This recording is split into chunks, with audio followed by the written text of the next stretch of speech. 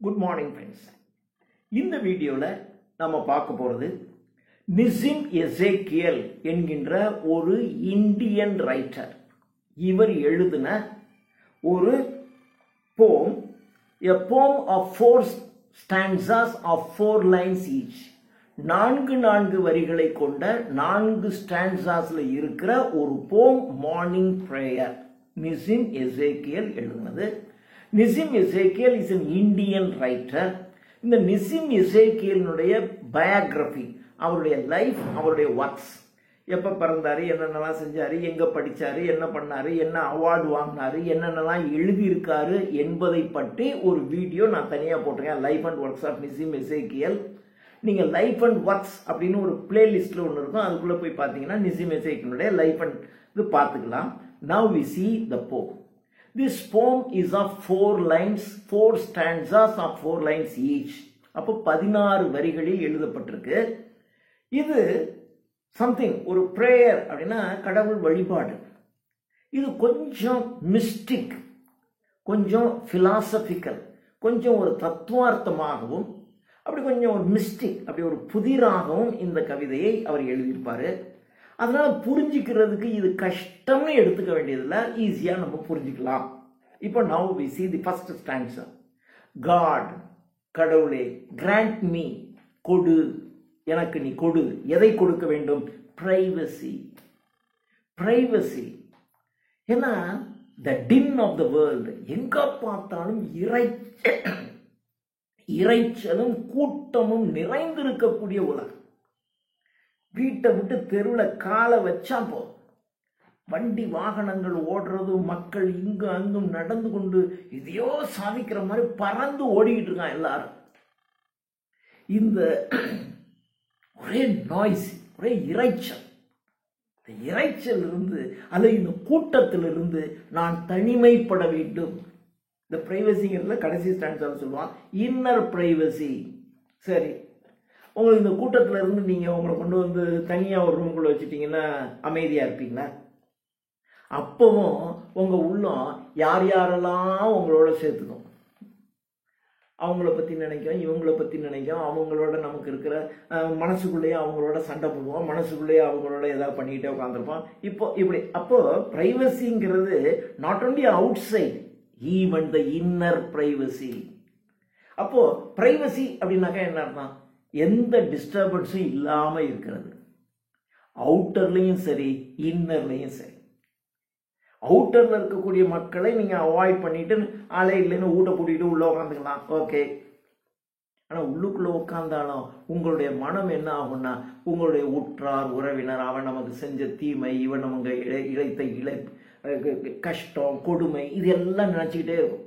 எல்லாத்தையும் நினச்சி ஒரு மாதிரி இதுவே கஷ்டப்பட்டுக்கிட்டே இருக்கும்.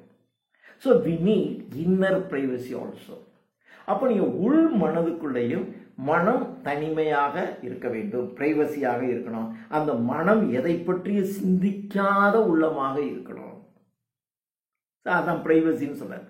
God grant me privacy, secretive as the mole. மோல்ங்கிறது இட்ஸ் a ஸ்மால், அது ஒரு இன்செக்ட், அது ஒரு பூச்சின்னு வச்சுங்களேன். அது ஒரு creature which lives in darkness, இருளிலும், மண்ணுக்குள்ள ஒரு பொந்துக்குள்ள இருள வாழுகின்ற ஒரு கிரியேச்சர், திஸ் மோல். எப்படி இந்த மோலானது இருளில் வாழ்கிறதோ அல்லது தனியாக ஏதாவது அண்டர் கிரவுண்ட்ல போய் வாழுதோ, அது மாதிரி நானும் ஒரு தனிமையாக அண்டர் கிரவுண்ட்னாக்க உடனே பூமியை தோண்டி உள்ள போயிருக்கணும்னு அவசியம் இல்லை, தனிமையில் இருக்கணும் அப்படின்னு சொல்றாரு. So secretive as the mole, inaccessibility. access அப்படின்னா தொடர்புக்கு உள்ள இருக்கிறது, accessல இருக்கிறது, தொடர்புல இருக்கிறது. inaccessibility அப்படின்னா தொடர்பு இல்லாமல் இருக்கிறது. இந்த வெளி உலகத்தோடு எந்த தொடர்பும் இல்லாமல் இந்த ஒரு பூமிக்குள்ள அல்லது இருட்டில் வாழ்கின்ற ஒரு மோலானது எப்படி இருக்குமோ அது மாதிரி இருளில் யார் கண்ணையும் படாம அல்லது அண்டர் கிரவுண்ட்ல யாரிடமிருந்து ஒதுங்கி அப்படி இருக்கணும். அந்த மாதிரி ஒரு பிரைவசியை கடவுளை எனக்கு நீத்தான்.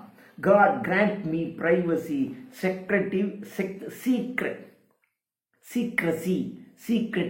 as the mole, inaccessibility, but only of the soul, not of this outer worldல இருக்கலாம். அதாவது எல்லாரோடையும் நம்ம இருக்கலாம். சிலர் பார்த்தீங்கன்னா எல்லாரோடையும் இருப்பான், ஆனால் உள்ளத்துக்குள்ள பார்த்தீங்கன்னா அவன் தனிமையாக இருக்கும். நம்மளோட தான் அவங்க பேசிகிட்டு இருப்பான், நம்மளோட தான் சேர்ந்து சாப்பிடுவாங்க, எல்லாருமே சேர்ந்துருப்பாங்க. ஆனால் உள்ளத்துக்குள்ளே பார்த்தீங்கன்னா யாரோடையும் ஒட்டுதல் உறவு இல்லாமல் அவர்கள் உள்ளத்துக்குள்ள தனிமையாக இருப்பாங்க. அதை தான் இன்அக்சசிபிலிட்டி. எங்க சோல், ஆன்மாவில் எனக்கு அந்த மாதிரி தனிமையாக இருக்கு.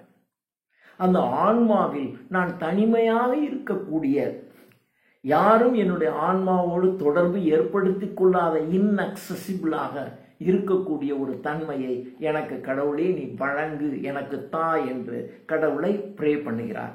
God grant me privacy, secretive as the mole, inaccessibility, but only of the soul, not of the body. என் உடல் யாரோட வேணாலும் கண் பார்க்கும், காது கேட்கும், அதெல்லாம் இருக்கும். ஆனால் என் உள்ளம் யாரையும் பார்க்காது, யார் சொல்றையும் கேட்காது. என் உள்ளமானது அமைதியாக இருக்கும். அதாவது எல்லாரோடையும் இருந்து மனசுக்குள்ள தனிமையாக இருக்கிறவனும் இருக்கான், தனிமையில இருந்துகிட்டு எல்லார பத்தியும் நினைச்சுக்கிட்டே கூட்டமாக இருக்கக்கூடிய தன்மையில இருக்கிறவனும் இருப்பான். தனியா தான் இருப்பான். ஆனா எப்ப பார்த்தாலும் அந்த ஃப்ரெண்டை பத்தி, இவனை பத்தி, காதலை பத்தி, லவ்வை பத்தி, அம்மா பத்தி, அப்பா பத்தி, செத்து போனவனை பத்தி, யாரை பத்தியோ நினைச்சுக்கிட்டு இவன் வருத்தப்பட்டுக்கிட்டு ஏதோ பண்ணிக்கிட்டே உட்காந்துருப்பான். இமோஷனலாவே இருப்பாங்க தனியா இருந்தாலும். அப்படி இருக்கக்கூடாது. எனக்கு சோல்னுடைய ஒரு inaccessibility nature for my soul I need, but only of the soul I need. Please God grant me. So this is the first stanza. Now the second stanza. Restore my waking time. Waking time என்றால் விழித்திருக்கின்ற நேரம். விழித்திருக்கிற நேரம்னா நைட்டெல்லாம் தூங்கிடுறோம், காலையில் விழிச்சிருக்கிறோம். So விழித்திருக்கக்கூடிய நேரத்தை எனக்கு restore, திரும்ப பெற்றுத்தா. விழித்திருக்கிற நேரம் அப்படின்னு சொன்னா you must be awake all the time. கண்ணை முழிச்சுக்கிட்டு தான் இருப்போம், ஆனால் கண்ணில் எதுவுமே தென்படாது. இப்போ வாத்தியார் பாடம் நடத்திக்கிட்டு இருக்காரு, இப்படி பண்ணிக்கிட்டே இருக்கும். இதை பார்த்துக்கிட்டு இருக்கும்போது இப்படி மனசு வேற எங்கேயாவது போயிடும், கண்ணு தான் இதை பார்த்துக்கிட்டே இருக்கும் இல்லையா? அதில் நமக்கு ஒன்றவே ஒன்றாது.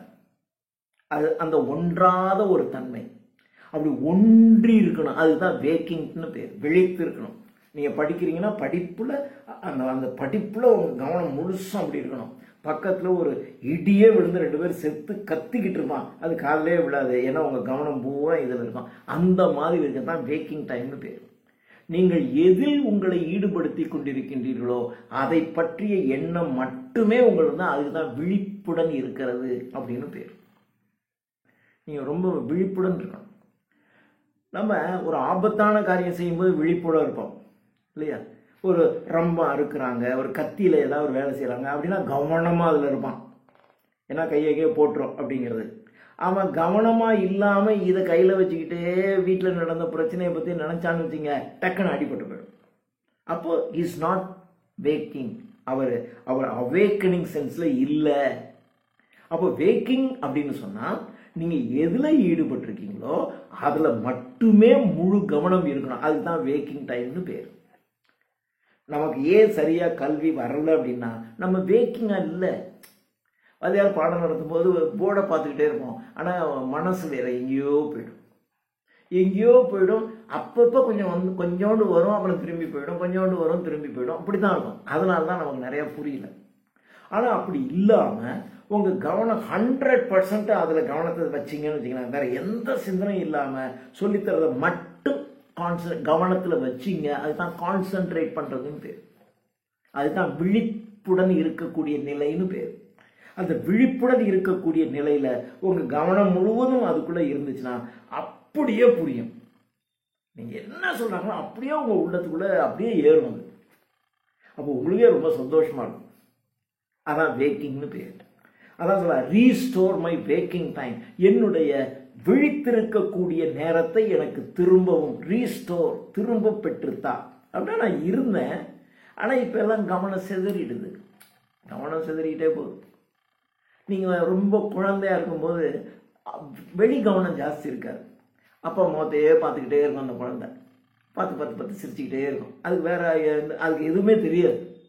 ஆனால் இப்போ நம்ம எதை பார்த்தாலும் நமக்கு வேற எதுலையோ நமக்கு சினிமாவை பற்றி, சினிமா நடிகரை பற்றி, நடிகையை பற்றி எதுலையோ உங்களுக்கு எதில் வேற ஈடுபாடு அதிகமாக இருக்கோ உங்கள் எண்ணம் உங்களை அறியாமலே அதுக்குள்ளே போயிடும், சும்மா தான் இருக்கும். ஆனால் குழந்தைக்கு அது இருக்காது. குழந்தைக்கு 100% அம்மா முகத்தை பார்த்துச்சுன்னா அம்மா முகத்தை பார்த்து சிரிச்சுக்கிட்டே இருக்கும், கையை காலை ஒத்துச்சிக்கிட்டே இருக்கும், அந்த முகத்தை பார்த்து சிரிச்சுக்கிட்டே இருக்கும். அந்த முகத்தில் என்ன இருக்கு, அவ்வளோதான். அதுக்கு வேக்க அந்த அம்மா முகம்ங்கிற ஒன்றை தவிர அந்த குழந்தையினுடைய மைண்டில் எதுவுமே இல்லை. அதனால தான் அதுதான் வேக்கிங்னு பேர். குழந்தைங்களுக்கு அந்த சின்ன ஏஜில் அப்படி தான் இருக்கும். அப்படியே நாள் செல்ல செல்ல செல்ல புறப்பகுதியில் நம்முடைய கவனம் திரும்பிடுது, கவனம் சிதறிடுது. அதனால தான் நீங்கள் என்ன படித்தாலும் ஏற மாட்டீங்க. இதை பார்த்துக்கிட்டு இருக்கும்போது ஐயோ சினிமாவுக்கு போகணும்னு நினச்சோம், டைம் ஆகிக்கிட்டே இருக்கு, ஐயோ என்ன அந்த வாத்தியார் வேற இவ்வளோ நேரம் நடத்திட்டு இருக்காரு, அப்படி என்னென்னமோ தோணும். கவனத்தை முழுசாக வைக்க முடியாது. That is called waking time. Restore my waking time to vital presentness. ப்ரெசன்டென்ஸ்னா நிகழ்காலம். அந்த நிகழ்காலத்தில் அதாவது அந்த ஒரு செகண்ட், இப்போ நீங்கள் என்ன அந்த you live in every second. அந்த ஒவ்வொரு வினாடியும் நீங்கள் எதில் இருக்கீங்களோ அதில் உங்கள் கவனம் இருக்கணும். ஆனால் நம்மளால் ஒரு வினாடி கூட அதில் இருக்க முடியாது. இப்போ நான் உங்களுக்கு பாடம் சொல்லிக்கிட்டே இருந்தாலும் என் மைண்ட் வந்து வெளியில் சத்தம் ஏதாவது வருதா, அங்கே என்ன இங்கேனா ஏதாவது வரத்தான் செய்யும், என் கவனம் போகுது. அப்போ என் கவனம் அப்படி போச்சுன்னா என்னால் நல்லா சொல்லித்தர முடியாது. 100% இதில் கான்சன்ட்ரேட் பண்ணால் தான் இதுக்கு என்ன எக்ஸாம்பிள் சொல்லணும்னு என் மனசுக்குள்ளே வரும், அதை நான் கரெக்டாக சொல்லுவேன். அப்படி இல்லைன்னா இதை பார்த்து அப்படியே என் வாய் எதையோ சொல்லிக்கிட்டே இருக்கும், அப்படியே என் கவனமும் போயிட்டே இருக்கும், அடுத்தடுத்த வரைன்னு போட்டு ஏதோ முடிச்சு விட்டுருவோம், அவ்வளோதான். அப்போ கான்சன்ட்ரேஷன் ஃபுல்லாக வேணும். To vital present tense. வைட்டல் என்னால் உயிரோட்டம் உடைய, ப்ரெசன்டென்ஸ் என்னால் நிகழ்காலம். You live always in present, but we always live either in past or in future. நம்ம நிகழ்காலத்தில் வாழ்கிறதே கிடையாது. ஒரு செகண்ட் அப்படியே உங்களை அறியாமல் கடந்த காலத்துக்கு போயிடும், அல்லது உங்களை அறியாமல் அது எதிர்காலத்துக்குள்ளே போயிடும். நாளைக்கு என்ன நடக்கணும், வீட்டுக்கு போய் என்ன செய்யணும்னு அதை பற்றி யோசிக்க ஆரம்பிச்சிடும். அல்லது நேற்று நடந்த விஷயம், போன வருஷம் நடந்த விஷயம் அப்படின்னு கடந்த காலத்துக்குள்ளே போய் நிற்கும். ஒரு வினாடி கூட நம்மால் நம்முடைய மனதை நிகழ்காலத்தில் நிறுத்தி வைக்க முடியல. அதுதான் ப்ரெசன்ட் டென்ஸ்ல இருக்கணும்னு பேரு. அந்த ப்ரெசன்ட் டென்ஸ்ல இப்போ நீங்க பாடம் படிக்கிறீங்க அப்படின்னா உங்க கவனம் முழுவதும் அப்படியே 100% ப்ரெசன்ட் டென்ஸ் அதுல மட்டும் இருக்கணும். அதை முடிச்சிட்டீங்கன்னு வச்சுங்க, அப்போ வேற எதுல இப்போ சாப்பிட்றீங்க, சாப்பிடும்போது உங்க கான்சன்ட்ரேஷன் ஃபுல் அண்ட் ஃபுல் அந்த ஃபுட்ல இருந்தா அந்த உணவினுடைய அந்த தொடுதல். அதான் அந்த அன்னபூரணின்னு ஒரு சினிமா சொன்னேன், அவ்வளோ அருமையா எப்படி எடுத்தானே தெரியல. அது தொடுதல் உணர்வு. அந்த உணவை பார்க்கும் போதே ஐயோ சாப்பிடணும் போல இருக்கணும்னு தோணணும். சில உணவு ரொம்ப நல்லா இருக்கும், ஆனால் பார்த்தா சகிக்காது. என்னையா கண்ணங்கரையில் இப்படி இருக்கு போகணும். ஆனால் சொல்லுவாங்க இல்லை பார்க்கறதுக்கு அப்படி தான் இருக்கும், கொஞ்சம் சாப்பிட்டு பாரு நல்லா இருக்கும்னு சொல்லுவாங்க. பார்க்கறது அழகாக இருக்கணும், தொட்டு பார்த்தாவே அப்படி இருக்கணும், சாப்பிடணும் போல தோணும். ஸோ இந்த ஐம்புலன்களையும் அது கவரணும். அதான் உணவு. அதுதான் இங்கேயும் சொல்லணும். அதான் வைட்டல், அந்த உயிரோட்டமுடைய presentness and dreams of love or crime. நீங்க கனவு காணுங்க, அது லவ்வை பற்றி இருக்கலாம், கிரைம் இந்த குற்றத்தை பற்றியோ அல்லது உங்களுடைய அன்பு காதலை பற்றி எதில் வேணாலும் இருங்க. ஆனால் எதில் இருந்தாலும் லிவ் இன் ப்ரெசன்ட் டென்ஸ். அப்படியே அதை பற்றி கனவு காணுங்க, அதுலேயே நீங்கள் ப்ரெசன்ட் டென்ஸில் இருங்க. And dreams of love or crime to primal passions. Primal passions. Passions அப்படின்னா சைலண்டாக இருக்கிறது, அதை பற்றி மட்டுமே இருக்காது, அமைதியாக.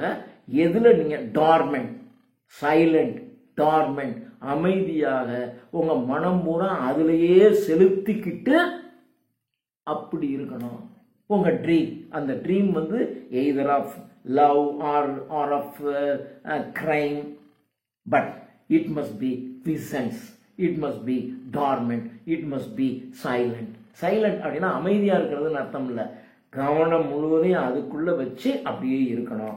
டு பிரைமல் பிசன்ஸ் அடுத்தது தேர்ட் ஸ்டான்ஸா, காட் கடவுளே கிராண்ட் மீ சர்டனிட்டி, சர்டன் நிச்சயம், permanent certainty in kinship, kinship அப்படின்னா வித் யுவர் கித் அண்ட் கின் அப்படின்னு சொல்லுவாங்க இல்லையா. அந்த இன்விடேஷன் எல்லாம் பார்த்தீங்கன்னா, please I cordially invite you to attend the function with your கித் and கின். அந்த கித் அண்ட் கின் அப்படிங்கிற உற்றார் உறவினர்கள்னு அர்த்தம். அதுதான் இவனு சொல்றான், இந்த கின்ஷிப் அந்த உறவோடு இருக்கணும். எதோட உறவு? இன் கின்ஷிப் வித் த ஸ்கை, இயற்கையோடு நீங்கள் உறவு கொண்டிருக்க வேண்டும். உங்களை அறியாமல் இயற்கையோடு உறவு கொண்டிருக்க வேண்டும். எத்தனை பேர் நம்ம சூரியனை பார்த்துருப்போம் அல்லது நிலவை பார்த்துருக்கோம். இப்போ நீங்கள் நினச்சிக்கிட்டு நிலவை நீங்கள் கடைசியாக எப்போ பார்த்தீங்கன்னு யோசிச்சு பாருங்கள். ரொம்ப வருஷமே ஆயிருக்கும். நான் ரொம்ப மாதங்களாயிடுச்சு. நம்ம இருட்டில் இரவில் வெளியில் போகிறோம் வர்றோம். ஆனால் எப்பொழுதும் தலையை நிமிர்ந்து ஆகாயத்தில் இருக்கக்கூடிய அந்த மூனை பார்த்து ஐயோன்னு ரசித்ததே இல்லை. சன்னையும் பார்த்து, சன் லைட் நம்ம மேலே விடும், ஆனால் சன்னை பார்த்ததில்லை. சூரியன் நம்ம நிலவு ஒளியில் நம்ம நடந்து போய்கிட்டு இருப்போம், நம்ம நிலவை பார்த்ததில்லை. அப்படின்னா என்ன அர்த்தம்? அவைகளுக்கும் நமக்கு தொடர்பு இல்லாமல் தான் இருக்கும். So God grant me certainty in kinship with the sky, ஆகாயத்தோடு, ஏர் காற்றோடு. அப்படியே ஒரு காற்று மெல்ல நம் உடலின் மீது அப்படி பட்டு தடவி செல்லும்போது அந்த அந்த காற்றை நம்ம வீசும்போது அப்படியே அதை ரசிக்கிறோம். எத்தனை பேர் ரசிச்சிருக்கோம்?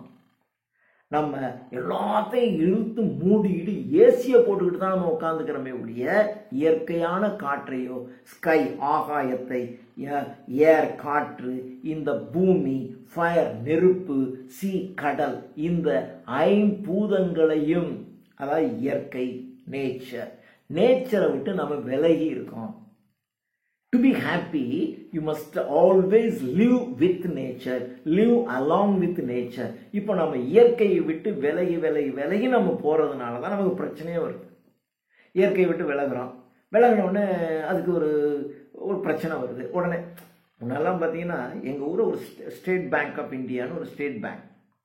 நான் சின்ன வயசில் அந்த இதுக்கு போகும்போது பார்த்தீங்கன்னா அது ஸோ ஒவ்வொரு டேபிளுக்கும் பின்னாடி பார்த்தீங்கன்னா 8 அடி அகலத்துக்கு ஜன்னல் இருக்கும். அந்த இது பூரா பார்த்தீங்கன்னா அவ்வளவு ஜன்னல், 8 அடி ஜன்னல், நல்லா 6 அடி உயரம், 8க்கு 6 சைஸில் ஒரு கிளார்க் உட்காந்துருந்தாருன்னா அவருக்கு பின்னாடி அப்படி ஜன்னல், இந்த பக்கம் ஒரு கிளார்க் உட்காந்துனா அவருக்கு பின்னாடி ஒரு அதாவது நீங்கள் இந்த பில்லர் போட்டாங்கன்னா 10 அடிக்கு 10க்கு 10 தான் பில்லர் போட்டிருப்பாங்க. இந்த 10 அடி கேப்பில் பார்த்தீங்கன்னா 8 அடி அகலத்துக்கு ஒரு ஜன்னல் இருக்கும். அடுத்தது 8க்கு 6 அவ்வளவு ஜன்னல் இருக்கும். அந்த கட்டடத்தை புதுப்பிக்கிறேன்னு உள்ள பூந்து எல்லா ஜன்னலையும் எடுத்து ஃபுல்லாக ஏசி ஆக்கி விட்டாங்க. இப்போ அது ஏசி. இப்போ நீங்கள் இயற்கையை விட்டு அவன் என்ன சொல்கிறான், அதுக்கு ஜன்னல் திறந்துருந்தா காத்தடிக்குது, ஜன்னல் திறந்துருந்தா வெளியிலேருந்து காத்தடிக்குது, அப்போ மண் தூசிப்படுது, எங்களுடைய ஃபைல் எல்லாம் வீணாக போகுது. அப்போ நீங்கள் கண்டுபிடிக்கிறாள். இந்த முன்னாடி டைப்ரைட்டர் தான் இருக்கும், டைப்ரைட்டர் இருக்க பேப்பர் பறக்குதுமா. இப்போ நீங்கள் இது வச்சுக்கிறீங்க, கம்ப்யூட்டர் வச்சுக்கிறீங்க, கம்ப்யூட்டருக்கு ஏசியெல்லாம் வேண்டியது. அப்போ எல்லாத்தையும் ஏசி, அப்போ உள்ளே இருக்கிறவனுங்க ஏசி, மனுஷனும் ஏசியிலே இருக்க வேண்டியது. அப்போ இது எல்லாத்தையும் விட்டு நம்ம விலகி போயிட்டோம். அப்போது காற்றை விட்டு விலகி வசதி இல்லாமல் காத்தாடி வச்சுக்கிட்டான், ஃபேன் போட்டுக்கிட்டான். அப்புறம் அந்த ஃபேனை தாண்டி இப்போ வந்து ஏசி, ஏர் கூலர் வச்சான், அப்புறம் ஏசி வச்சுக்கிட்டான். அப்படியே அடுத்தடுத்த லெவலுக்கு போயிட்டான். அப்போ இன்னொரு லெவலுக்கு என்ன போகிறான்னு தெரியல. God grant me certainty in kinship with the sky, air, earth, fire, sea and the fresh inward eye. Inward eye, உள்நோக்கிய கண்ணோட்டம். நான் என் உள்ளத்துக்குள்ள என்ன இருக்குன்னு நான் பார்க்கணும். Not the outward eye. உன்னையே நீ அறிவாய் அப்படின்னா நீங்கள் உங்களை அறிஞ்சிக்கணும். நீங்கள் யார், நான் யார் அப்படின்னு உங்களை பற்றி நீங்கள் கேள்வி கேட்டு, நான் என்பது இந்த உடலா, இந்த கையா, அப்போ நான்கிறது வேற இல்லையா?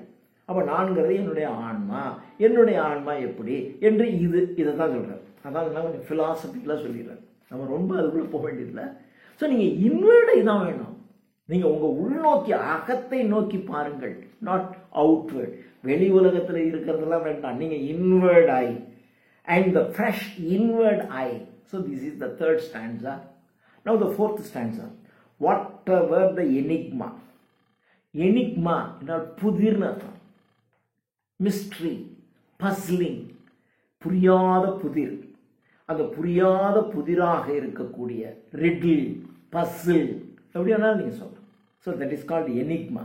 Whatever the enigma, the passion of the blood. The passion, passion உணர்வு, emotion of the blood. bloodனாக்க மனிதர். bloodங்கிறது ரத்தம், ரத்தமும் சதையாக இருக்கக்கூடிய மனிதன். இந்த மனுஷனுடைய இமோஷன், whatever the enigma. அந்த enigma என்பது ஒரு புதிர். இந்த இமோஷன்ங்கிறதும் அப்படிதான் புதிர். திடீரென்று வேதனை வரும். நீங்க இந்த புத்தர் மாதிரி அந்த என்லைட்டன்மெண்ட் அடைஞ்சிடறான்னு பாருங்க. பெரிய சாவே வந்தாலும் அவங்க அழட்டிக்கவே மாட்டாங்க, பெரிய மகிழ்ச்சியே வந்தாலும் அவங்க அழட்டிக்கவே மாட்டாங்க. அப்படிப்பட்ட ஒரு நிலையில் இருப்பாங்க. ஆனால் நமக்கு புதிர், நம்முடைய உணர்வுகளை நமக்கு புதிராகும். திடீர்னு அழுது தீப்போம், அப்படியே ஊரையே கூட்டி அழுவான். வீட்டில் யாராவது செத்து போயிட்டாங்கன்னா அழுவான், கதறுவான். ஆனால் கொண்டு போய் புதைச்சிட்டு ஒரு 2 நாள் கழிச்சு வந்து மேலே சினிமா பார்த்துட்டு உட்காந்துருப்பான், டிவி பார்த்துட்டு உட்காந்துருப்பான். இமோஷன். ஆனால் இறந்து கிடக்கும் போதும் அவங்க அமைதியாக இருப்பாங்க. இறக்காம இருந்தாலும் அதே மாதிரி ஒரே மாதிரி இருப்பாங்க. அதான் சர்டனிட்டி இருக்கணும். அப்படி அந்த இமோஷன்ஸ் வந்து இப்படி தான். இமோஷன் உங்களை அப்படி விடாது, உங்களை போட்டு அப்படி படுத்தி எடுக்கும். சந்தோஷம்னா நீங்கள் சந்தோஷத்தில் என்ன செய்கிறீங்க என்ன பேசுகிறீங்கன்னே தெரியாது, அது ஓவர் ஜாய். துன்பம் வந்துச்சுன்னா அப்படியே அழுது துவண்டு செத்து போய் சூசைட் பண்ணிக்குவான். துன்பம் வந்துருச்சுன்னா துன்பத்தை கண்டு கவலைப்படாம இன்பத்திற்கு அழட்டிக்காம அப்படியே இருக்கணும். That is called enlightenment. அதை தான் இருக்கும். அது மாதிரி வேணும். இந்த பிளட் இமோஷன்ஸ், அப்படியே ரத்தம் கொதிக்குது. உங்களை யாராவது கோவப்படுத்திட்டாங்கன்னா ரத்தம்லாம் கொதிக்குது, அதான் இமோஷனு பேர். ஆத்திரம் வரும். அல்லது உங்களுடைய காதலியை பார்க்கும்போது அப்படியே உள்ள கூல் ஆயிடுது, அது பிளட்டு கூல் ஆகிடும். அப்போ இந்த இமோஷன் இருக்கக்கூடாது, அந்த இமோஷன் இல்லாமல் எப்பொழுதும் ஒரே மாதிரியான இமோஷன் இருக்கக்கூடிய அந்த சர்டனிட்டி எனக்கு வேண்டும். Whatever the enigma, the passion of the blood, இந்த ரத்தத்தின் உணர்வும் சரி, த எனிக்மா, அந்த புரியாத புதிராக இருக்கக்கூடிய அந்த பசிலிங்காக இருக்கக்கூடியதாக இருந்தாலும் சரி, கிராண்ட் மீ த மெட்டஃபர், எனக்கு அதனுடைய உருவகத்தை தான். Grant me the metaphor to make it human good. மனித நலனுக்காக. To make it human good. அதை மனித நலனுக்காக மாத்திர மாதிரி, மனித நலனுக்காக செயல்படுத்தக்கூடிய உருவகத்தை தான். அதனால் மெட்டாஃபர். மெட்டாஃபர்னா உருவகம். இதை உருவகப்படுத்துவது. ஒரு ரோஜா போன்ற உதடு அப்படின்னு சொல்றாங்க. அப்போ இந்த உதட்டை ரோஜாவை போல அப்படின்னு ரோஜாவை இந்த உதடுக்கு உருவகப்படுத்தலாம். இதான் மெட்டஃபர். இதான் மெட்டஃபர், ரோஜாவை போல. அப்போ இந்த ரோஜாங்கிற அந்த மெட்டஃபர் போதும், நாட் திஸ் லிப்ஸ். அதனால வாழ்க்கையை நீங்க மெட்டஃபரா வச்சுங்க. மெட்டஃபர்ல பாத்துங்க. இந்த இமோஷனை நீங்க பார்க்க வேணாம். இந்த இமோஷனுக்கு ஒரு மெட்டஃபர் இருக்கும் இல்லையா, அதை மெட்டஃபரை பார்த்துங்க. மெட்டஃபரை பார்த்தா இந்த உணர்வு வருமா? ரோஜாவை போல லிப்ஸ், ஐயோ அதை கடிக்கணும் போல இருக்கு. இந்த மாம்பழத்தை போல கண்ணம், ரைட்டு, மாம்பழம் ஒன்று தரேன் கடிச்சிக்க. மாம்பழத்தை போல கண்ணம். அப்போ மாம்பழம்ங்கிற உருவகம் எனக்கு போதும், கண்ணம் பார்த்தாக்க தான் கடிக்கணும்னு தோணிடும். எனக்கு மாம்பழம் போதும். மாம்பழத்தை பார்த்தீங்கன்னா என்ன வரும்? கண்ணம் ஞாபகம் வரட்டுன்னு வச்சுங்களேன். அப்போ என்ன பண்ணும்? அது ஒன்றும் பண்ணாது. ஆனால் கண்ணத்தை பார்க்கும்போது நமக்கு உணர்வு வரும். இந்த உதட்டை பார்க்கும்போது இமோஷன் வரும். ஆனால் இந்த உதடுக்கு நீங்கள் உருவமாக சொல்லுகின்ற ரோஸை பார்க்கும்போது அழகாக இருக்கு, அவ்வளோதான். உங்களுக்கு வேற உணர்வுலாம் வராது. அப்படி இந்த கண்ணத்தை பார்க்கும்போது உணர்வு வருது. ஆனால் ஒரு மேங்கோவை பார்க்குறீங்க, அதை மெட்டஃபரை பார்க்குறீங்க, உருவகப்படுத்துகிற அதை போய் பார்க்குறீங்க, அதை பார்த்தீங்கன்னா உங்களுக்கு அப்படியே உங்களுக்கு பெரிய உணர்வு பொங்குமா? ஒன்றும் அங்கே சாப்பிடணும் தோணும், அவ்வளோதான். கிடைக்கலைன்னா விட்டுட்டு இன்னொரு நாள் கிடைக்கும் போது சாப்பிடும், அவ்வளோதானே. ஆனால் நீங்கள் கண்ணத்தையோ உதட்டையோ பார்த்துட்டிங்கன்னா அப்படிலாம் இருக்கக்கூடாது. அதாங்கன்னா எங்களுக்கு மெட்டஃபர் போதுன்றான். இதை பாரு, அதாவது இது நான் ஒரு உதாரணத்துக்கு தான் இதை சொன்னேன். இது மாதிரி எதுக்குமே நீங்கள் மெட்டஃபரை வச்சிங்க, நீங்கள் ரியலாக இருக்கிறத பார்த்தீங்க அப்படின்னாக்க உங்களுக்கு உணர்வு வரும். ஒருத்தர் இறந்து போயிட்டாரு, இறந்து போயிட்டாக்க என்ன இருக்கும், மரக்கட்டை மாதிரி ஆயிட்டாரு. அப்போ ஒரு மரக்கட்டைங்கிறது ஒரு மெட்டஃபர். மரக்கட்டையை பார்த்தீங்கன்னா உங்களுக்கு அழுக வருமா? இறந்து போன மனுஷனை பார்த்தீங்கன்னா அழுக வரும், வேதனை வரும். எனக்கு இறந்து போன மனுஷன் வேண்டாம், அதனுடைய மெட்டஃபரை நான் பார்த்துக்கிறேன்றான். அப்போ மெட்டஃபரை பார்த்துக்கிட்டேன்னா என்ன வரும், எனக்கு இந்த உணர்வு வராது, அப்போ நான் இதாக இருப்பேன். ஓகே, அதுதான் சொல்கிறேன். Grant me the metaphor. எனக்கு அந்த மெட்டஃபரை கூடிய போதும். Grant me, give me the metaphor. அந்த உருவகத்தை கொடு, இதை எனக்கு வேண்டாம். Give me the metaphor. எதுக்கு? To make it human good. மனித நலனுக்காக, மனிதனை நலப்படுத்துவதற்காக உருவகத்தை தான். இது எனக்கு தர வேண்டாம். Okay, so these are the 4 stanzas of Nizim Ezekiel's morning prayer. Thank you.